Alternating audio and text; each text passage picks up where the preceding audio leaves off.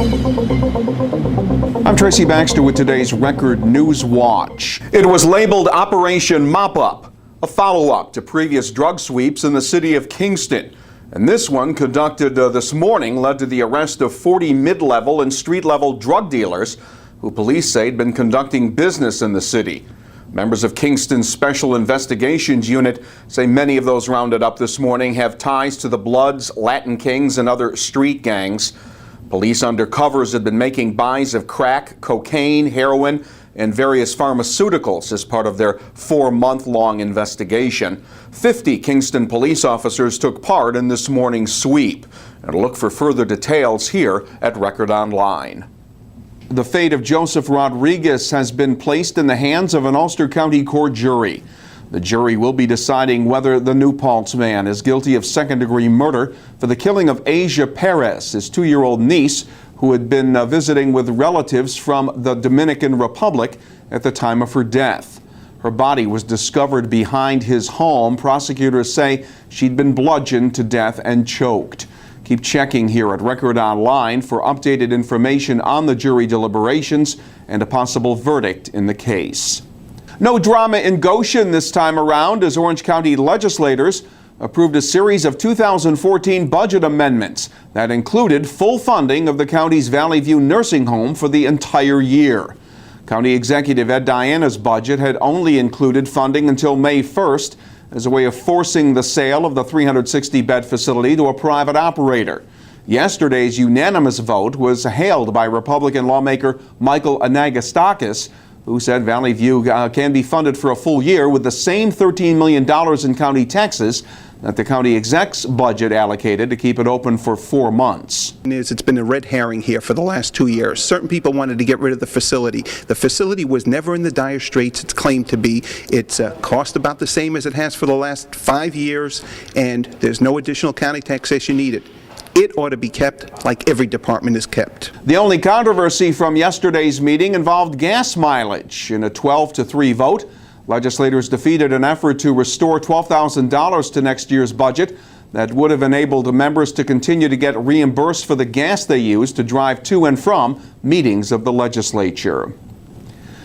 Organizers of last night's NAACP forum in Monticello say they hope it wasn't a one-night deal, that they'll be able to build on their meeting with law enforcement officials to improve relations between those living in Sullivan County communities and their respective police departments. The NAACP sponsored the verbal give and take with law enforcement officers in hopes of developing strategies that can supplement the already successful School Resource Officer program that connects police and young people in a non-adversarial way. It's no secret that many of the folks of color and individuals who are living in poverty often find themselves on a collision course with law enforcement. There's many different things we can do. I believe that the School Resource Officer is a great program. I was very skeptical at the beginning, and we're going back about 15 years when this program first came into the schools. However, what I've seen with that particular program has been a genuine seeing a police officer as a helper, seeing a police officer as somebody who is a resource versus somebody who is just there to detain you. I think an open line of communication is always a very, very important resource to be able to reach out to those members of the community to make sure they know who we are, what we do, and why we do it. I think that's really integral, and once you have that connection, that human connection, I think it becomes very, very important to our policing goals and our law enforcement goals. And D.A. Farrell says plenty of work still needs to be done, as evidenced by the statistic that shows violent crime in the county jumped by 14% in 2012. Last night's NAACP event will be followed up by a second forum to be held Wednesday, November 20th at SUNY Sullivan. Despite opposition from the mayor and nearby property owners, the Newburgh City Council's given the green light to a housing development and supermarket project on a vacant lot on Broadway.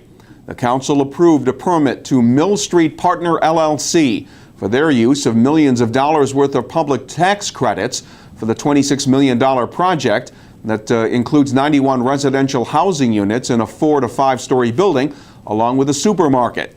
The approval came over the objection of Mayor Judy Kennedy, who said the project could become a dumping ground for at-risk people and the negative impact she said that it would have on parking in that area.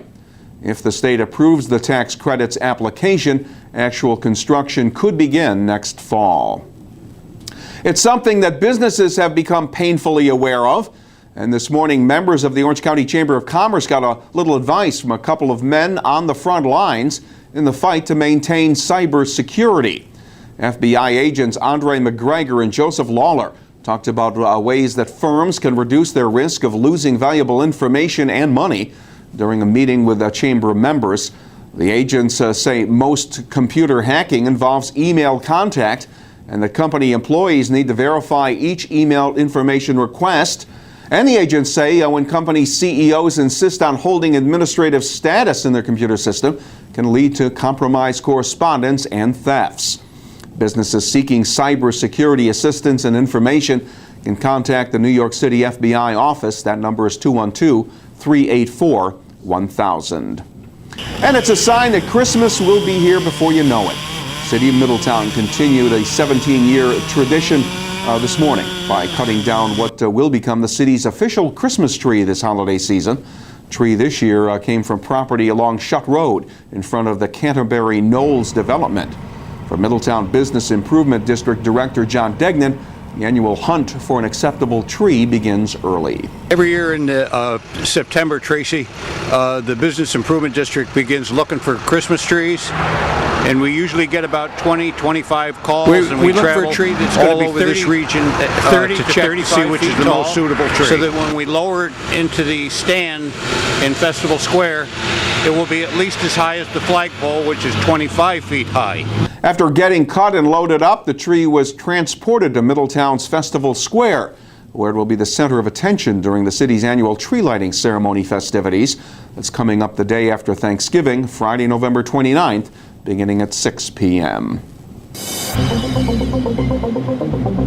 It'll feel a bit warmer over the next couple of days. It'll be partly sunny Friday, with the highs up around 50 degrees. Saturday will be mostly sunny, and that'll help warm things up a little more, with temperatures expected to climb into the middle 50s. You'll get the news and information you need to help start your day when you pick up a copy of the Times-Herald Record. And breaking news is just a click away right here at Record Online. For Record Newswatch, I'm Tracy Baxter.